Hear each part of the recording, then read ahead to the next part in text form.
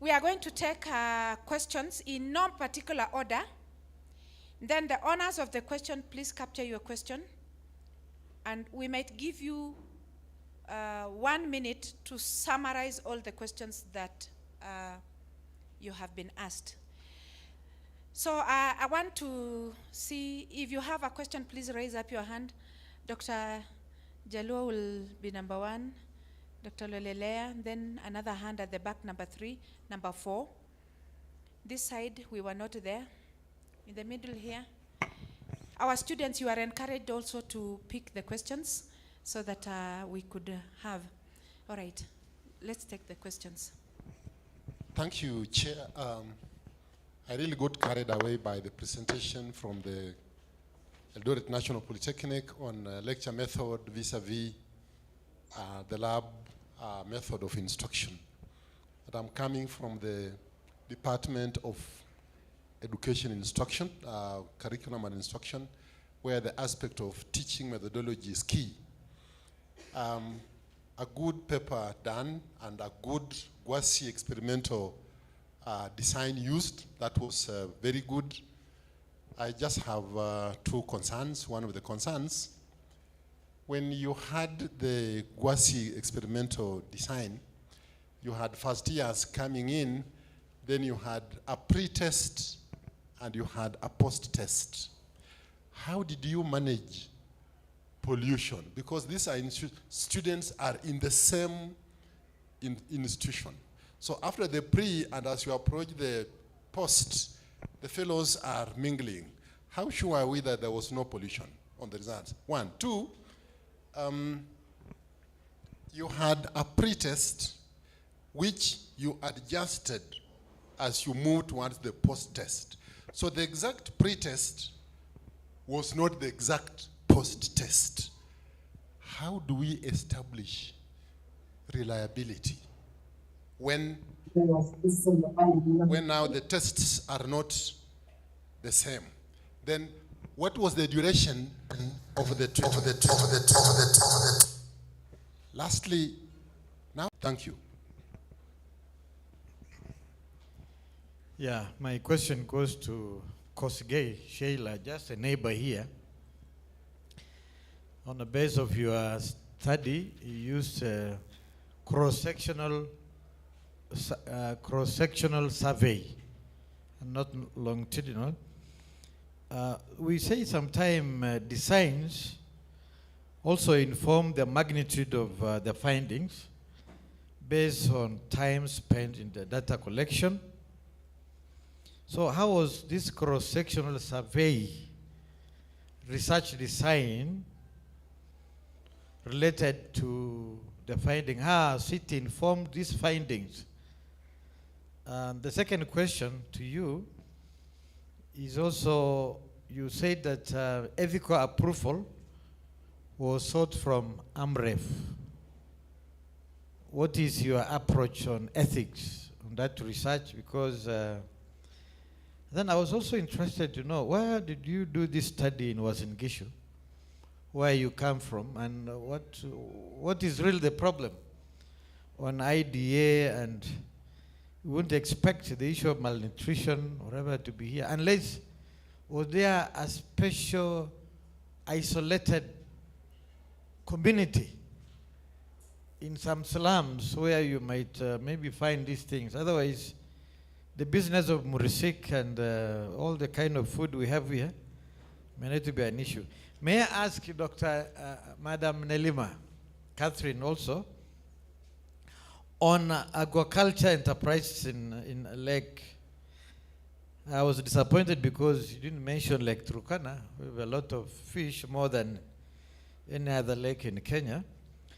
But I would like to know, since you are talking about financial support that is likely to be there, but are you seeing it, what is your perception on the kind of value chain model you may have for the fish business community? What aquaculture value chain models do you recommend so that your study also may make some recommendation that will be helpful to support fish business community in terms of supply, marketing, and consuming, and so forth? What do you have in that paper? Thank you. Thank you very much. Another question behind there, please. Just stick to the question, please. Okay, my concern is on the presentation on Tibet. The presenter is bringing in an aspect of teaching methods or practicals. I only wanted to ask her, the Tibet mode of teaching, is it purely lectures or is it a mix? And if it is a mix, there are still the practical way of teaching. What is the problem? Is the problem in teaching or is the skills with the technical people who are teaching? How are you evaluating your problem?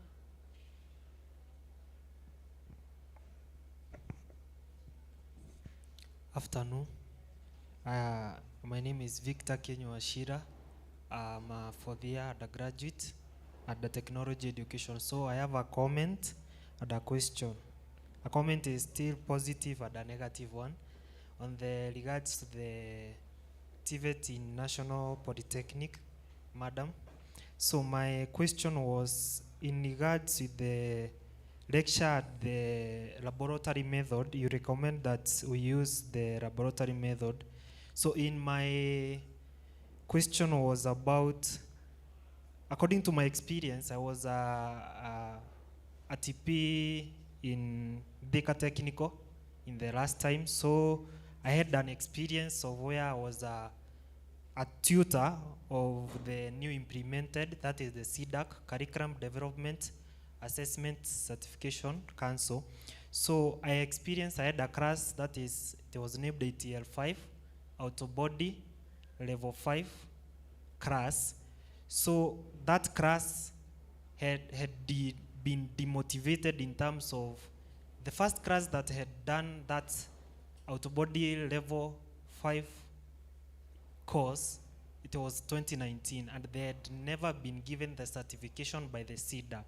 So my concern was, in regards in the Eldoret National Polytechnic, have they given, the CDAC have they given the certification? Because, for example, in my students that I was training back then during the May, July time, they were demotivated. Until now, some still call and they say they were to do a CDAC exam, assessment exam. That is because the NEC exam has been replaced by the CDAC, now they were to do this December, but now they have been scheduled to March next year. So my question was, the CDAC in the National Polytechnic, are they giving the certification clearly so that the other classes can be motivated? And the other comment was about a negative that I learned. It is about still in the CDAC, in the Deca Technical that I was, it is imposing a lot of more methods of teaching to the trainer, that is the tutor. For example, I was supposed to take pictures of when we are going to the workshop laboratories, to take all the videos of what you are doing and the portfolios files to keep them in proper times. In terms of, if you are giving the cards, the module assessment as the term is going, it is giving imposing a lot of work to the trainers. And still a positive compliment is the CDAC is doing well in terms of implementing the required skills to the trainees, but to the trainer himself, that is the tutor, is given a lot of work. So that was my question. Thank you. Thank you very much. I want to believe that before she answers, CDAC has a new beginning. It has a new morning, because the Director General CDAC is now our own Professor Kisilu Kitainge. I know you know what he's capable of doing. So SIDAC is waking up. It is a new morning for SIDAC, and we are expecting mountains. Thank you very much. Any other question from the crowd? One more question from here. And then we will ask the members whose questions have been directed to them, go and use them to improve the paper, because 2 o'clock is fast approaching. So just take this member here. Okay. Okay, thank you. I don't know, it's a question or a recommendation to Sheila. I already shared to her. When you are doing the data collection on iron absorption about the dietary diversity score, did you realize whether there was some food that was affecting, because we have like calcium intake, it could inhibit iron absorption? Could that be a problem that is affecting the iron deficiency anemia? And how was the social activity, especially in these young children? Because you said up to 23 months. How was that? Was it related with the IDA and the social factor in these young children? And probably I already told her in future she can continue with this research and find an intervention that will solve this problem of iron deficiency anemia, because it's a big, big problem with children and even adults. Thank you. Thank you very much. That's a big question for you, Sheila. And I know it will go a long way in improving the paper. At this moment, I want to invite Dr. Jalua Murunga to invite our conference chair to come and make a few remarks. Thank you very much for being good participants. I've enjoyed chairing you. My name is Dr. Samiko from School of Education. I belong to the Department of CTE, Science Education. Thank you so much. And my rapporteur was Dr. Agnes Oseko from School of Education. Yes, Dr. Oseko is from the Department of Psychology, Educational Psychology. Just take that, my boss. Yes, thank you.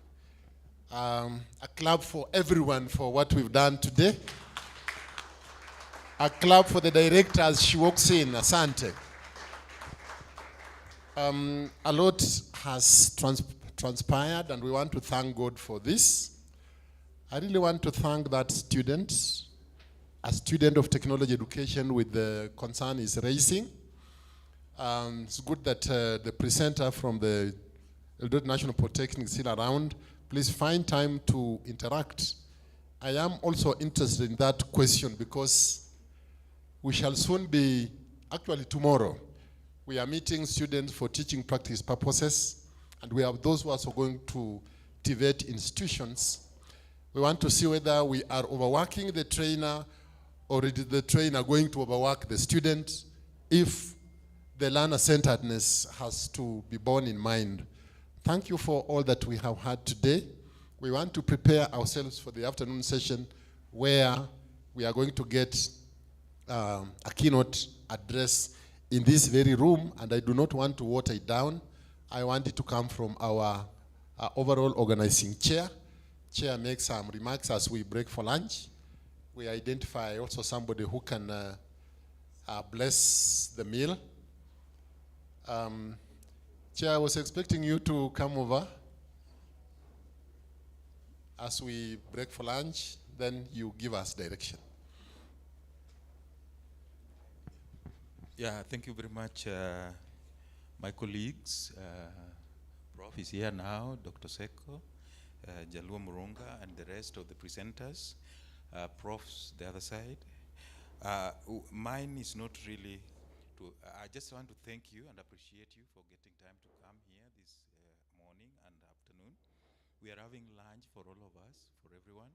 Even those who have not gotten meal cards, please don't fear. There are more coming. We are having a keynote presentation like what happened yesterday.